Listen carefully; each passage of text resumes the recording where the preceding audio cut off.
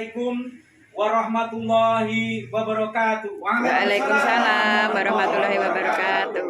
Kami Laskar Sabilillah PWI Solo Raya dengan ini menyatakan sikap mendukung upaya pelaporan Kiai Syarifuddin Tegal, Panglima Laskar Sabilillah yang sudah melaporkan Bapak Zulfikar Alijen BSA atas dugaan tindak ancaman pembunuhan, dan berharap kepada semua pihak untuk menindaklanjuti sampai ke jalur hukum dengan sikap seadil-adilnya demi tegaknya hukum di negara kesatuan Republik Indonesia. Kami Laskar Sabilillah siap maju untuk mendukung. Allahu Akbar. Allahu Akbar.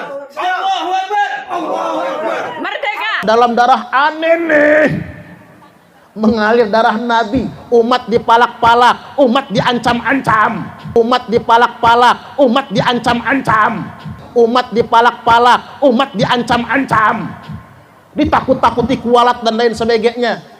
Saya terus terang Bapak Ibu, pegelnya bukan main itu. Kok ada ya orang atas nama nasab Nabi, atas nama dzurriyyat Nabi, umat ditakut-takuti, umat diancam-ancam kualat. Ini agama apa kan?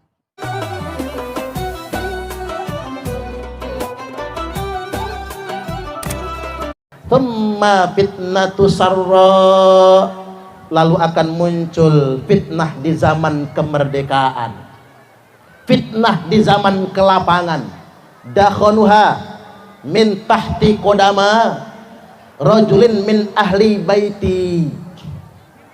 Fitnah ini akan muncul dari bawah dua telapak kaki laki-laki yang ngaku-ngaku ahlul baitku. Halo? Halo? Nah ini saya perlu ingatkan, ini sabda Nabi. Fitnah di zaman kemerdekaan, fitnah di zaman pembangunan, di mana fitnah ini akan keluar dari bawah dua telapak kaki laki-laki yang ngaku-ngaku ahlul bait, yaz'umu annahu minni wa laysa minni. Dia ngaku-ngaku sebagai ahli bait, ngaku-ngaku keturunanku, kata Nabi, wa laysa minni, padahal dia enggak pantas ngaku keturunanku. Wa innama auliya'iyal muttaqun, karena sesungguhnya semata-mata yang pantas mengaku wali-waliku hanyalah orang-orang yang bertakwa. Makanya saya juga heran, sejak kapan di Islam ini ada warga agama kelas 1? Seakan-akan dia menjadi warga agama kasta tertinggi. Kita ngapurongge, kita yang bukan katanya nasab istimewa, yang kita yang bukan dari zuriat tertentu, mentang-mentang kita pribumi, mentang-mentang hidung kita pesek, mentang-mentang kita kecil Bapak Ibu, dianggap warga agama kelas 2. Ada yang betul-betul membanggakan nasabnya, ngomong apa? Dalam darah aneh nih mengalir darah Nabi, umat dipalak-palak, umat diancam-ancam, ditakut-takuti kualat dan lain sebagainya.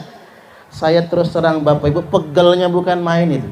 Kok ada ya orang atas nama nasab Nabi, atas nama dzurriyyat Nabi, umat ditakut-takuti, umat diancam-ancam kualat.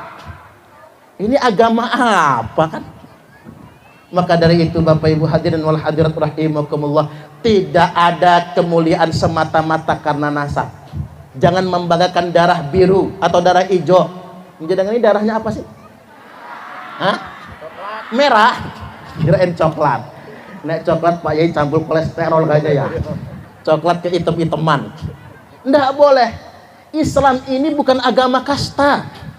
Makanya Nabi sallallahu alaihi wasallam telah bersabda dalam peristiwa Futuh Mekah, "Innallaha qad adhaba ankum ubiyatal jahiliyah wa ta'adzumaha bi abaiha."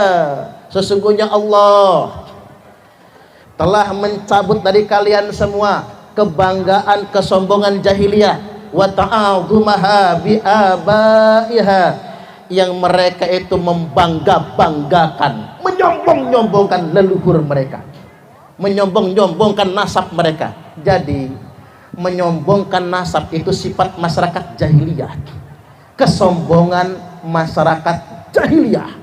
Jangan sampai sedemikian rupa.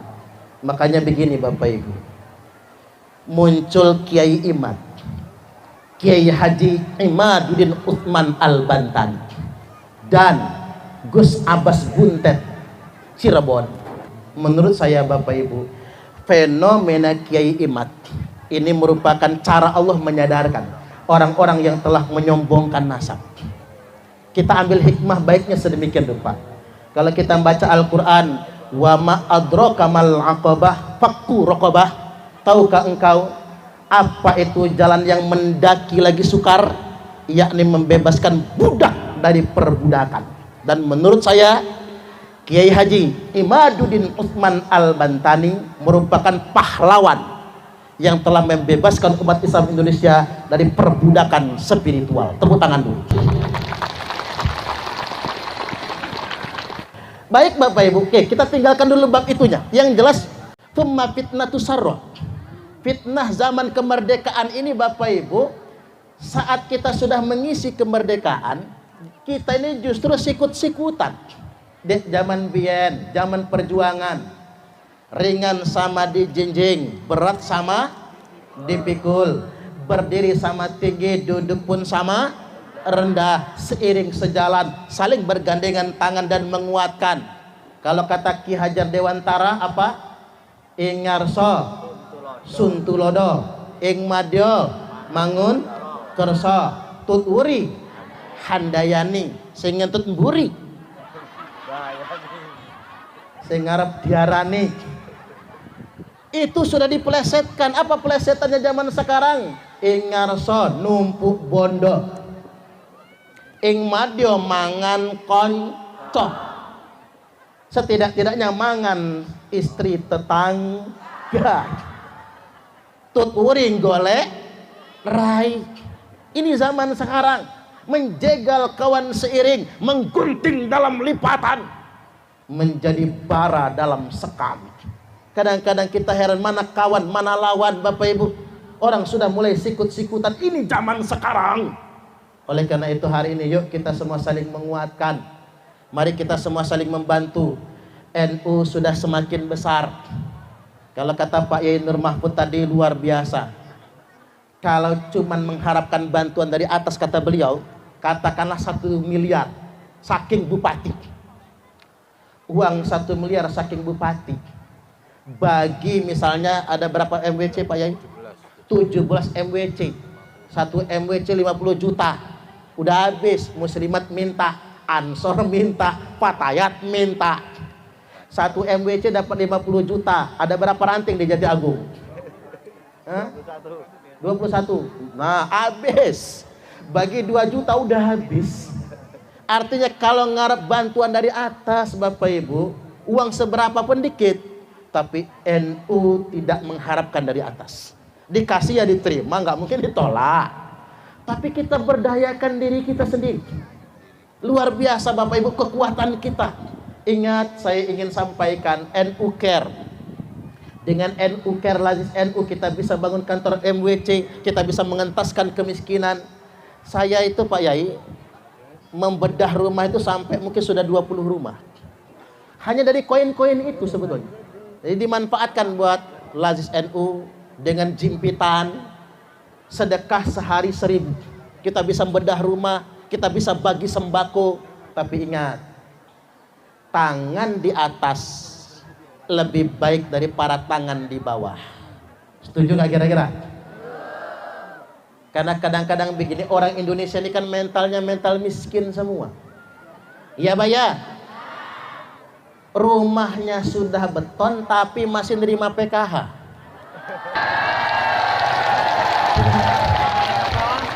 Mental miskin, itu mental miskin. Maunya nadah bukannya ngasih. HP mah Android, kemana-mana selfie. Kalau selfie pakai 2 jari, mulut sampai dipegang-pegang tuh. Apalah ibu-ibu kalau foto begini. Udah bener bapak-bapak, mantap. Nak mak-mak begini. Tahu artinya nggak? Jadikan aku yang kedua. Kan maunya dewe. Pakai 2 jari. HP Android. Kemana-mana selfie. Kondangan selfie. Pengawasan selfie. Jalan-jalan nang Karetan Karanganyar selfie. Datang ke kantor gubernur kota baru selfie. Padahal itu tempat hantu sekarang. Tempat hantu sama tempat orang pacaran. Jalan-jalan ke laut selfie. Makan di restoran selfie. Dibilang melarat, marah. Nggak dapat BLT, ngamuk. Ini di sana, kalau di sini pusatnya. Ini problem kita karena kita bermental miskin. Cobalah Bapak Ibu, mungkin 10-20 tahun yang lalu rumah masih gedek geribik semua. Sekarang sudah mulai pada beton semua. Kadang-kadang orang ngarap BLT, ngarap bantuan. Padahal seperti orang ngomong begini, enak zaman dulu daripada zaman sekarang. Apalagi di buntut truk, enak zaman kuto. Ya iyalah, enak zaman biyen Bu Nyai Pak Yai Izhar masih koncong. Zaman sekarang mau nenek-nenek kan gitu. Jadi balik lagi Bapak Ibu, nek zaman biyen saya masih ingat. Kampung saya itu kan suku Ogan. Nyebutnya kalau kepala dusun itu kepala suku. Yang punya TV di kampung saya cuman kepala suku. TV hitam putih. Pakai aki. Lagi seru-serunya nonton Ria Jenaka, plek mati. Akinya habis. Ngecil, plek mati kan. Sekarang semua rumah punya TV. LED TV, LCD TV, TV digital, smart TV. Pakai wifi lagi kan begitu, pakai internet. Kalau dulu yang punya motor di kampung saya cuma 1, ya kepala suku. Zaman sekarang semua orang punya motor, bahkan punya mobil, tapi masalahnya mentalnya miskin. Saya ingin sampaikan kalian jenengan ibu-ibu, walaupun kita nggak dapat BLT, walaupun kita nggak dapat bansos, kita nggak gagal dapat rezeki dari Allah. Cocok atau cocok? Gede bangke. Saya ngomong begini, buat nolongin Pak Kades. Bantu Pak RT, Pak Kades, bantu. Kadang-kadang mesak nih Pak RT itu. Mana gaji gak seberapa. Cuman anggaran dana desa itulah ya. Pak Kades, apa kata tetangga-tetangga? Payah Pak Kades sekilit. Keluarganya kebagian semua, kita enggak. Yang kasihan istrinya Pak RT. Nangis istrinya Pak RT. Udahlah Pak, berhenti aja jadi RT. Mana gaji gak seberapa kan gitu. Kata Pak RT, nggak apa-apa mak, ini khidmat untuk rakyat. Begitu bagi BLT berikutnya, saudara kita nggak usah dikasih. Begitu bagi BLT, saudara nggak ada yang kebagian. Apa kata saudara? Nggak guna punya saudara jadi RT. Yang lain kebagian, kita enggak. Serba salah Bapak Ibu, karena semua orang ngarep bantuan. Saya mau sumbang cerita. Ceritanya begini, dulu saya ini ngontrak 7 tahun. 3 kali diusir dari kontrakan. Kemana-mana numpak sepeda. Pertama kali saya ceramah ke Jatimulyo. Jatimulyo mana Jatimulyo? Untuk Jatimulyo, tempat Kiai Jumadi. Itu kan numpak sepeda.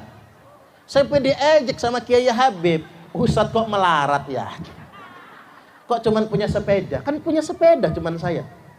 Sampai-sampai begini kata Pak Haji. Pak Haji, Pak Ustadz, beli motor. Ini tak kasih DP, jenengan tinggal nyicil. Kata saya, Pak Haji kebalik. Mestinya saya yang bayar DP, jenengan sing nyicil. Yang ngangsur jenengan. Kalau saya yang ngangsur takut nggak keangsur. Saya kan ngukur badan. Nggak mungkin sanggup nyicil motor, wong kontrakan saja nunggak. Ya sudah kata dia, kalau nggak mau duit DP-nya tak kantongin lagi, dikantongin. Tapi besok Senin saya ditelepon, Ustadz kesini. Kemana Pak Haji? Ke PT Tunas Dwi Pamatra. dealer Honda. Nah, motor ini. Maka kesana betul kata Pak Haji, pilih tapi jangan yang mahal-mahal. Padahal saya ngeliat yang Supra X itu. Saya tanya sama sales motornya, kata saya, Mas ini yang paling murah mana? Ini yang paling murah, Fit X. Supra Fit udah habis itu. Generasi Fit X 2008. Harganya 10.500.000. Sekarang tak keramatkan di pondok. Cuman ada santri saya yang nakal banget. Nggak boleh keluar pakai motor, dia nyuri-nyuri. Bensin motornya sudah dikeringkan, diisi sendiri oleh dia pakai kantong plastik. Akhirnya nabrak anak kecil di Karanganyar. Sebel banget saya itu. Itu motor itu tak taruh di pondok buat kenang-kenangan. Mah dipakai sama dia, nabrak anak orang, saya yang pening kan akhirnya. Jadi balik lagi Bapak Ibu, punya Fit X itu sejarahnya saya dikasih. Karena kasihan ngajar-ngajar numpak sepeda. Kata salesnya, Pak Ustadz, alamat rumahnya di mana? Motor mau kami antar. Kata saya, nggak usah diantar, tak tumpai sendiri. Mana kunci, mana jaket, mana helm, dikasih semua. Keluar jalan Raden Intan, depan Gramedia itu, dealer Toyota, dealer Honda, jalan Raden Intan. Begitu numpak motor, subhanallah, saya merasa menjadi orang yang paling kaya di muka bumi ini. Terserah orang punya Fortuner, terserah orang punya Innova, yang penting saya punya Fit X. Itulah rasanya kaya. Karena kaya itu bukan soal harta, tapi kaya itu soal rasa. Betapa banyak orang yang kaya harta tapi miskin harta, tapi miskin rasa. Tidak sedikit orang yang miskin harta tapi kaya rasa. Cocok atau cocok? Itu punya motor. Begitu punya motor, dijadwal khutbah nang kantor gubernur. Khutbahnya cocok jadi rutin. Akhirnya ditawari, Pak Ustadz mau umroh. Mau dong, kata saya. Urus berkas, cuman untuk segmen saya, itu untuk jatah orang yang gak mampu. Jadi saya suruh dibuat surat keterangan tidak mampu. Allahu Akbar. Kata saya sama petugasnya, Pak, boleh nggak usah pakai surat? Nggak boleh, itu syarat. Boleh nggak suratnya habis saya setor saya ambil lagi? Lo mau diapain? Mau tak bakar. Takut permanen nggak mampunya. Oi, nggak bisa Pak Ustadz, ini persyaratan. Ya sudah kalau begitu saya nggak jadi umroh. Nggak jadi umroh hanya gara-gara saya nggak mau pakai surat keterangan tidak mampu. Bukan sok kaya, takut permanen. Bapak Ibu nolak berangkat umroh hanya gara-gara surat keterangan tidak mampu. 3 bulan kemudian saya dilunasi berangkat haji. Alhamdulillah. Murid ngaji udah tua, ngaji nggak bisa. Dia nadar kalau bisa ngaji, karena ngaji sama saya, maka saya diberangkatkan haji. Langsung ditransfer 35 juta. Alhamdulillah. Begitu konversi minyak tanah ke gas, saya sendiri yang nggak kebagian. Saya tanya Pak RT, mana kompor saya, mana gas saya? Pak Ustadz, di sini masih ngontrak, bukan warga asli RT saya, maka nggak kebagian. Terus biar dapat kayak mana? Datang ke kelurahan, urus dulu surat keterangan tidak mampu. Ini lagi. Saya ngomong sama istri, yuk kita simpen duit, kumpul, cukup 700.000. Beli kompor yang 2 tungku, tabung 12 kg. Ini saksinya istri saya, kemudian sampai sekarang saya masih pakai gas yang 12 kg. Sekarang udah enak Pak, pakai gas alam. Saya belum pernah pakai tabung subsidi, belum pernah. Kemudian sampai detik ini, makanya jenengan yang sok sugih, sok sosialita, ngaca dulu. Lagunya pakai skincare. Kondangan tangannya begini, 5 jari dipasangin cincin semua. Begitu masuk taruh, wong digerakin. Gelangnya penuh di tangan, pakai kalungnya segede rantai anjing. Kalau manggil temennya apa? Besti. Kalau arisan manggil teman arisnya apa? Jeng. Hari ini arisan di tempat siapa? Jeng. Nang omah Jeng Astuti. Jeng. Coba di dapur itu dilihat, ada tabung yang warnanya hijau. Baca tulisan yang warnanya putih, hanya untuk rakyat miskin. Tepuk tangan dulu. Biar sadar. Ini jadi pelajaran. Maksud saya begini, orang lihatnya saya tuh sekarang, tapi mereka nggak tahu prosesnya. Pokoknya begini, nggak usah ngamuk kalau nggak dapat bansos, nggak usah ngamuk kalau nggak dapat BLT. Kita nggak urung dapat rezeki dari Allah. Dikarenakan Bapak Ibu, semua yang lebih baik buat kita semua, tangan di atas lebih baik daripada tangan di bawah. Subang saran kali panjenengan kalau bisa nanti pas bagi BLT, bagi bansos, tolak aja. Pak Kades, saya nggak nerima BLT. Karena saya sudah sugih sekarang. Ada nggak ya yang kayak gitu ya? Nggak ada. Saya nggak nerima bansos. Kasih saja sama yang nggak mampu. Saya sudah mampu sekarang. Ini baru keren. Tangan di atas lebih baik daripada tangan di bawah. Yuk kita budayakan Bapak Ibu. Kita peduli dengan sesama. Ingat kalau kata Syekh Abdul Qadir Al-Jailani, sesuap nasi yang engkau masukkan ke dalam perut orang yang lapar itu lebih baik daripada membangun 1000 masjid jamiah. Orang kaya bolak-balik umroh dengan alasan rindu rumah Allah, padahal Allah lebih rindu dengan orang kaya yang berbagi dengan fakir miskin. Gini begini. Saya ditegur orang, Ustadz, dakwah sebenarnya bukan di panggung, bukan di atas mimbar, tapi dakwah yang sebenarnya ada di tengah-tengah masyarakat yang lemah. Iya juga ya. Dakwah niki Bu, kalau di panggung udah jelas pasti disangoni. Enggak, saya ini disangoni enggak sih kira-kira? Kira-kira aja ini. Udah jelas pasti disangoni. Kalau panitia lupa pasti ditransfer. Kalau transfer kurang sopan, Kiai Sahal pasti main ke rumah.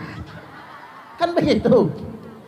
Kalau dakwah itu di mimbar, nang Bandar Lampung khutbah Jumat disangoni sekarang. Kalau Masjid Jami 500.000 sekali khutbah. Kalau sebulan 4 kali khutbah 2 juta kalah gaji honorer. Gaji guru PAUD apalagi kalah. Cukup khutbah 4 kali. Khutbah nggak nyampe 10 menit udah selesai. Itu pun khutbah pertama, khutbah kedua. Nabi nggak pernah ceramah disangoni. Nabi nggak pernah khutbah diamplopin. Dakwah yang sebenarnya bukan di mimbar. Tapi ini saya punya pengalaman Pak Yai. Disangoni amplopnya ketuker. Begitu salam tempel, tebel banget nih. Mulai dalam hati pikir, alangkah baik panitia. Saya kok dikasih tebel banget. Adalah 1 jari tebelnya itu. Kantongin. Begitu di rumah saya buka. Tapi ada tulisannya. Tanda ki. Ini kori ini. Mulai saya curiga dengan isinya. Ki. Begitu saya buka bener. Uang 1000-an 50 lembar. Payah panitia itu. Berarti yang jatah saya dikasih huruf U, Ustad. Nah yang jatah saya kode U dikasih sama Kori. Yang jatah Ki dikasih sama saya. Sampai sekarang Korinya nggak ngaku sama saya itu. Ini pelajaran. Nah yang kayak gini saya ceramahin di Panjang kemarin pas Maulid. Ternyata di Panjang juga sama, ketuker juga. Jadi Allah ingin ngetes saya. Ngetes saya Bapak Ibu, ikhlas atau tidak. Makanya begini, ujian penceramah itu ada 2 kata kiai saya. Ini pesan kiai saya. Ujian penceramah itu 2. 1, mengamalkan apa yang diceramahkan. Itulah jihadnya penceramah. Karena penceramah itu ngomong pinter, ngamal belum tentu. Betul nggak kira-kira? Ini menasihati diri sendiri namanya. Ngomong pinter, ngamal belum tentu. Kalau kata orang Jawa apa? Jarkon. Iso ujar, ra iso ngelakon. Makanya ujian para penceramah mengamalkan apa yang diceramahkan. Dan penyakit penceramah itu, Bu, ceramah mau, ngedengerin ceramah males. Itu penyakit penceramah itu. Dan yang kedua, ujian penceramah itu pulang ceramah lupa disangoni. Itu jihad penceramah. Makanya jangan sekali-kali telepon panitia, ada yang lupa enggak ya? Enggak jadi jihadnya. Oke, udah 1 jam ceramahnya. Dikit lagi Bapak Ibu, terakhir kita ini jelang tahun politik nggih. Tinggal 90 hari sekian lagi kita mau pileg dan pilpres. Boleh beda pilihan tapi jangan berantem. Yakin percayalah, presiden terpilih pada pemilihan 2024 nanti sudah ditakdirkan oleh Allah. Setuju atau setuju? Sudah ada nama-namanya: Ganjar Pranowo, Mahfud MD, Prabowo Subianto, Gibran Rakabuming Raka, Anies Rashid Baswedan, Muhaimin Iskandar. Sudah 1 paket. Siapapun yang terpilih sudah ditakdirkan oleh Allah. Setuju atau setuju? Cocok atau cocok? Jangan berantem walaupun beda pilihan. Jangan kesel walaupun yang dipilih tidak menang. Walaupun hari ini karena di lapangan, bukan di masjid. Saya tak kampanye dikit. Kalau saya, maunya saya yang jadi presiden itu. Kalau saya jadi presiden, Pak Yai Izhar saya jadikan ketua One Team Press. Pak Yai Mahfud Menteri Agama. Pak Yai Sahal Menteri Pemuda Olahraga. Pak Kades Menteri Dalam Negeri. Pak Iwan Menteri Perdagangan Keramik. Bu Nyai Nino Menteri Pemberdayaan Perempuan. Bu Hajah Niswatin Menteri Sosial. Kok saya jadi stres ya? Siapa pula yang memilih saya? Biarkan perbedaan pendapat Bapak Ibu, itu semua urusan politik. Yuk kita akur, yuk kita semua adem. Insya Allah. Itu saja dari saya. Kurang lebihnya mohon maaf, dan kepada Allah Ta'ala mohon ampun. Wallahul muwaffiq ila aqwamit thoriq.